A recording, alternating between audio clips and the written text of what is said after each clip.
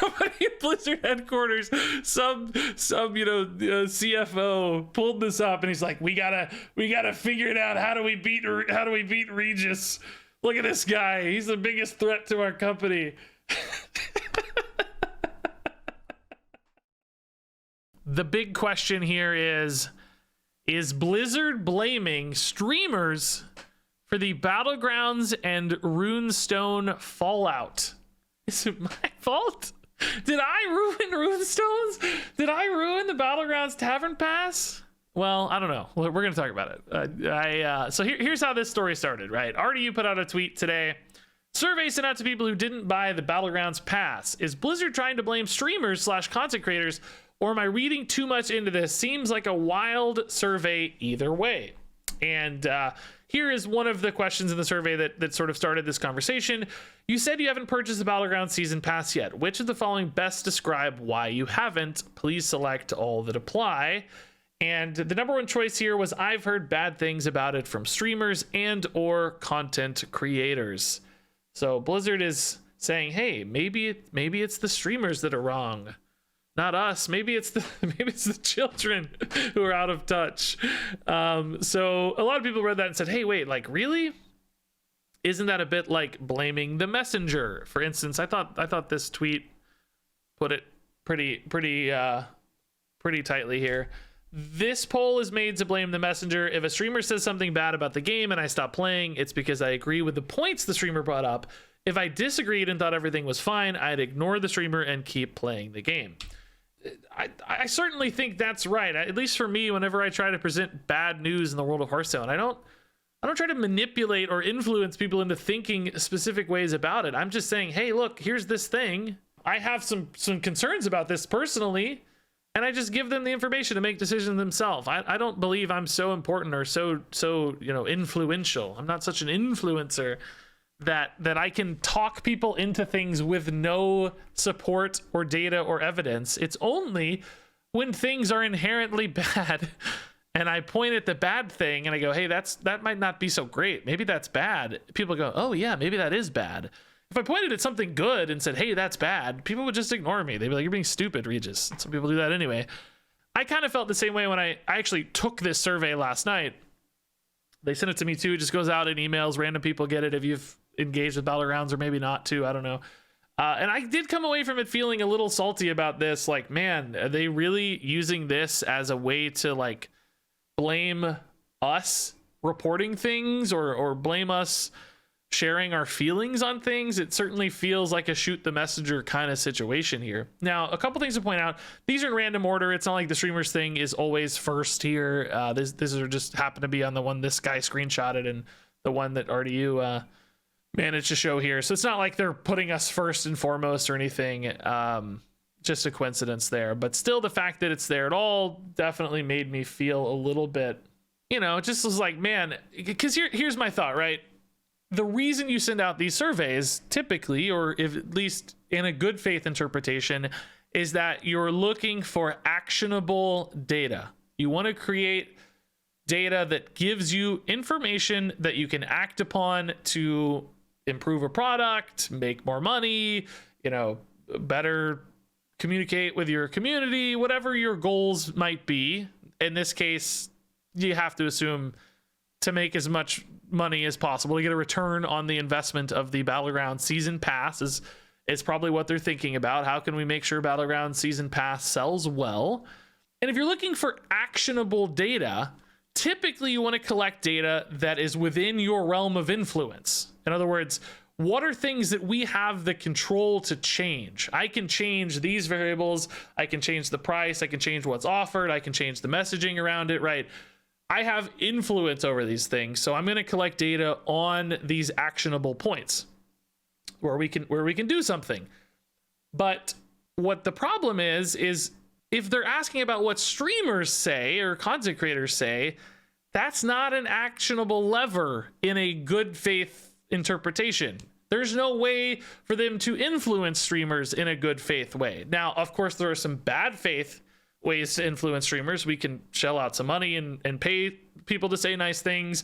We can blacklist people who don't say nice things and hold like opportunities over the head of streamers, right? Now, to be clear, I've never felt that pressure from Blizzard before in my life. I've never had somebody say to me like, hey, be nice, or like, hey, like I put out a couple videos condemning both Runestones and the Battlegrounds pass, right? I was pretty hard on both of these. Nobody came to me and said, hey, Regis, like, be nice. That's never been a thing.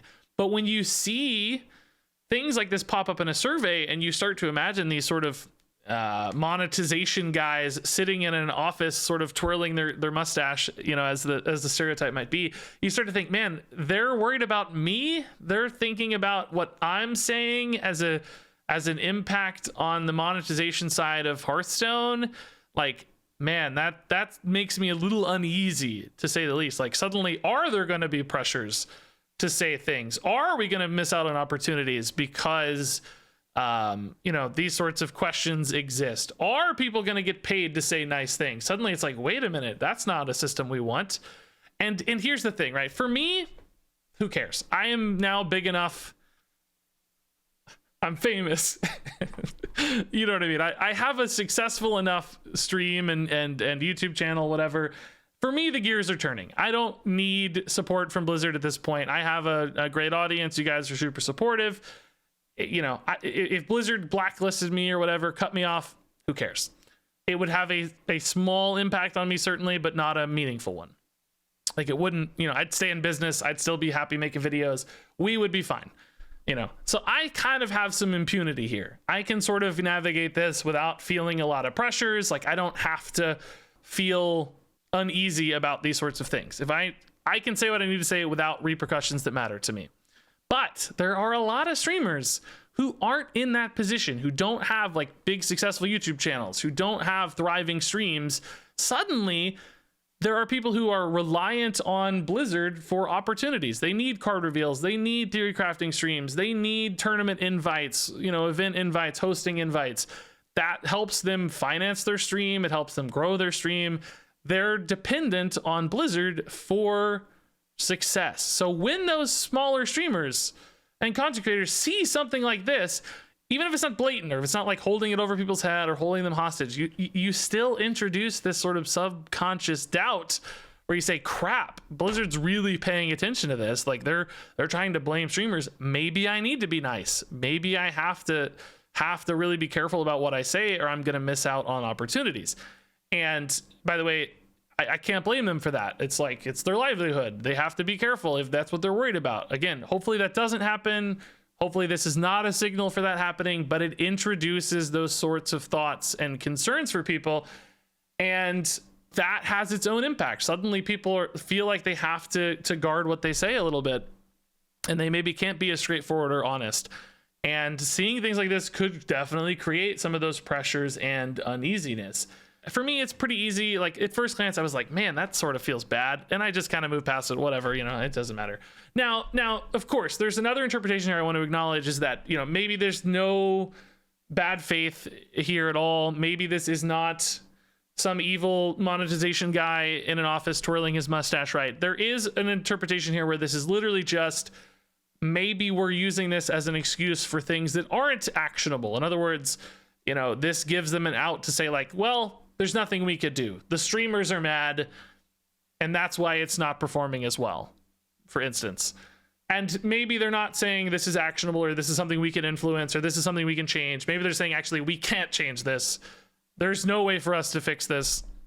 It's the streamers that are wrong. And suddenly, it's so funny to me to think about this. Like, I just imagine this is like a $70 billion company, right? It's a $70 billion company. It's going to be bought by Microsoft, you know, thousands and thousands of employees, high-powered executives. And I'm sitting here, you guys are lucky that I'm wearing pants today. It's like this guy in his basement who barely wears pants is a part of the conversation. It's so amusing to me.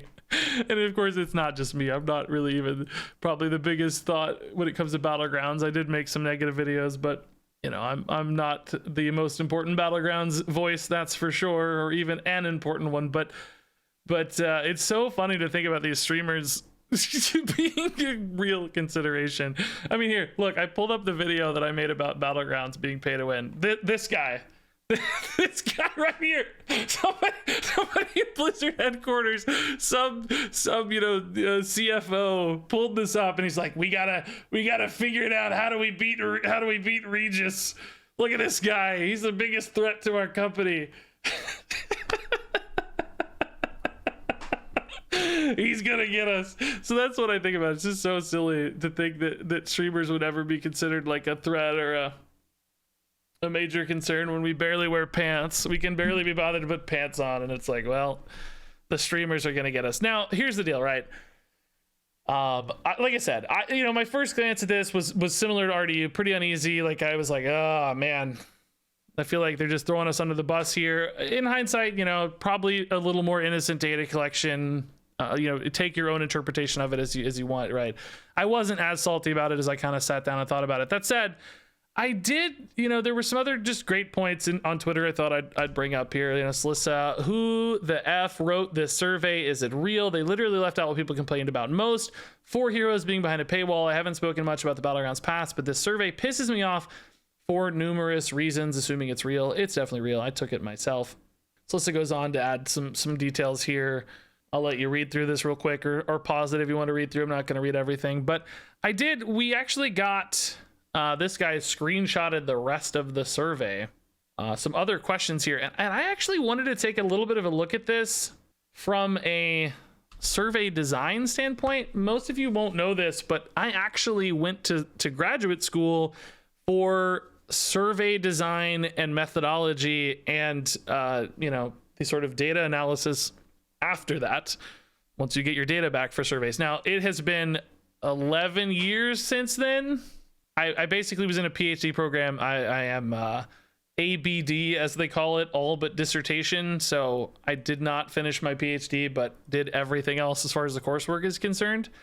So, I have professional training and actually work experience as well doing this sort of stuff.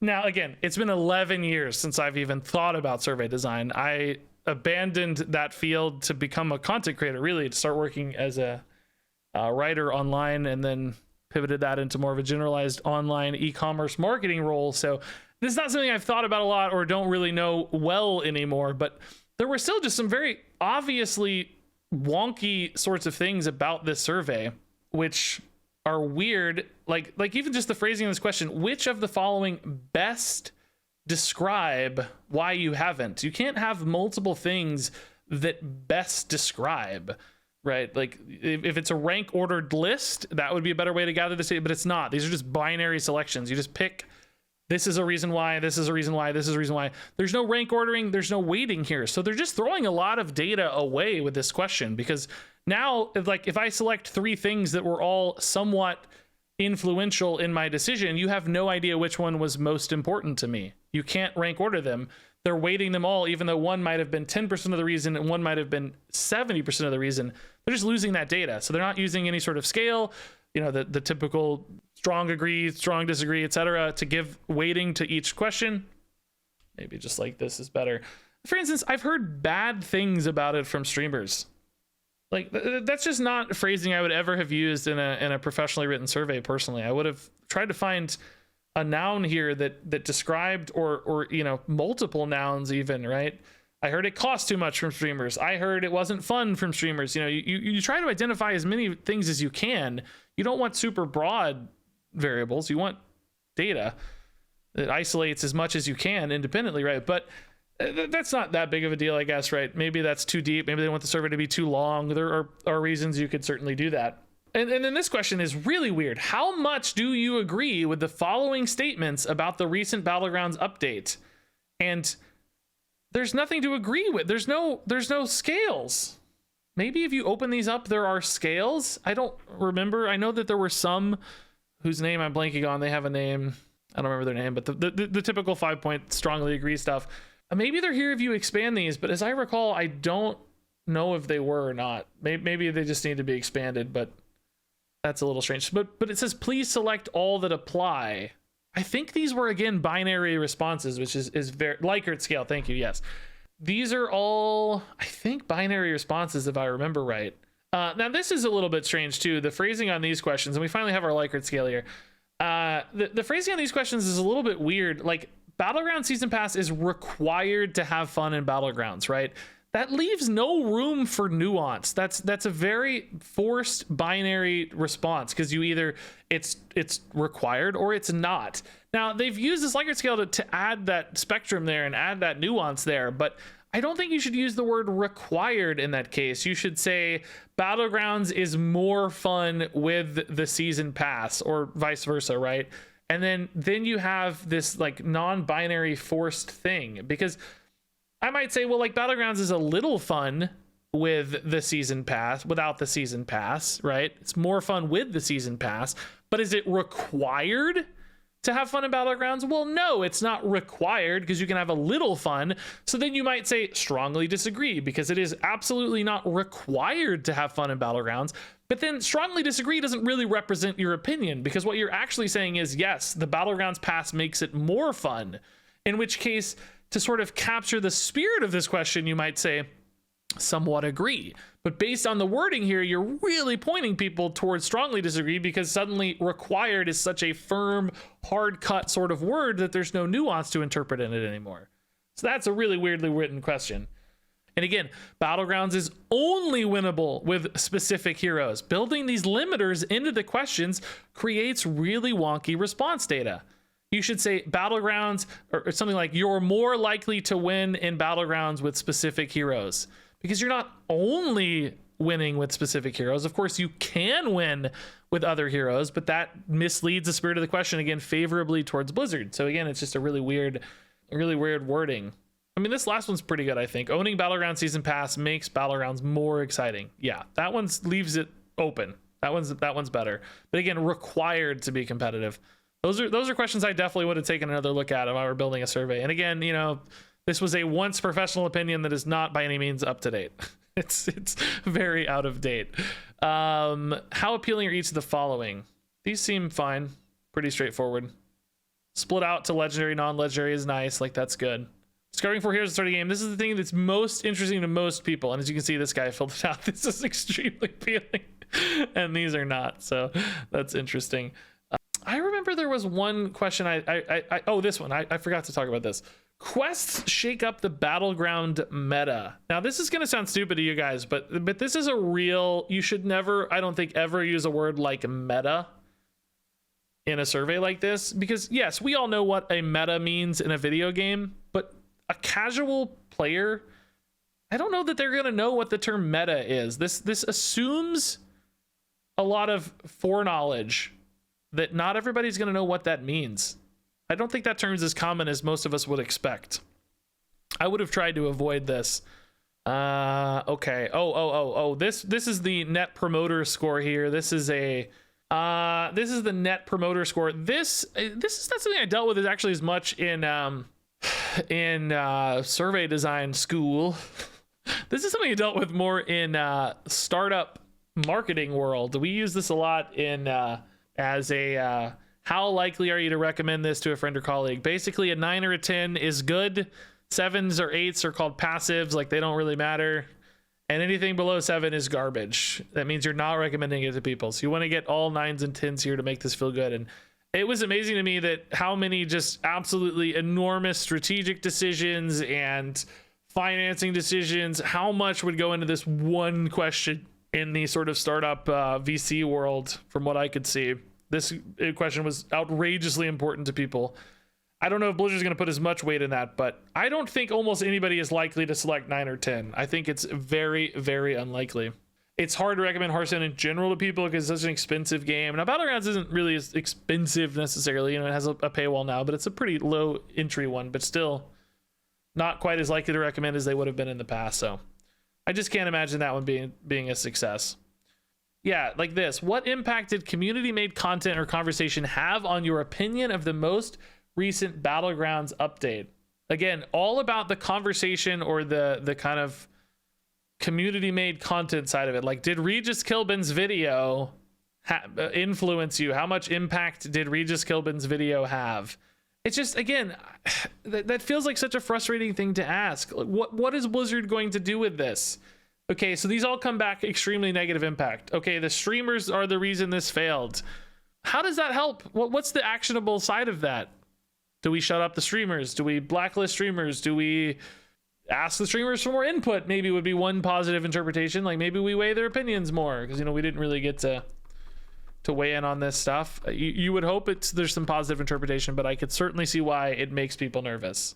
It's an extremely uncomfortable thing to read as someone who's like, again, I don't think this impacts me as directly, but for other people whose livelihoods depend on this relationship, seeing this is like, oh my God, crap. Blizzard's really paying attention to what we say. Oh boy, I better be careful about what I say. And it's all those little subconscious incremental checks you have on yourself.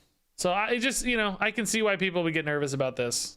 It's almost more about like controlling the messaging and not even really not the internal messaging, but controlling the conversation and the tone, more about fixing the product. I mean, clearly there's some of that being addressed, but how much is focused on the tone and the conversation and the configuration? That's oof. So what do you guys think? I guess you've been commenting a lot along the way. I haven't really been following up with chat that much, but do you think it's you think it's being overestimated? Do you think it's not important? Do you think Blizzard's just gathering as much as they can, etc.? I'm just curious what you guys think. I will say I've always felt like it's maybe not true in Hearthstone as much, but I've seen this a lot in other games. There are often really adversarial relationships between streamers and developers. In a lot of other games, they seem to hate each other. like the streamers are always calling out devs for being idiots, and then devs are always like saying, oh, these streamers are overreactive jerks, and there's just a lot of vitriol, it seems like, between the two populations. I do not think Hearthstone has really been a victim to that. I mean, there are certainly some standout vocal content creators who have stirred things up from time to time, yes, but ultimately I think most people are really friendly and respectful of one another in both directions. Again, I've really never felt any pressure from Blizzard to say certain things. I don't anticipate the divide in Hearthstone existing like it does in other games, but things like this, again, they go, wait a minute, somebody at Blizzard's gonna be mad at us. It's just so funny though that we're nobodies and anybody cares what we say. So funny. Like, who really cares what I say?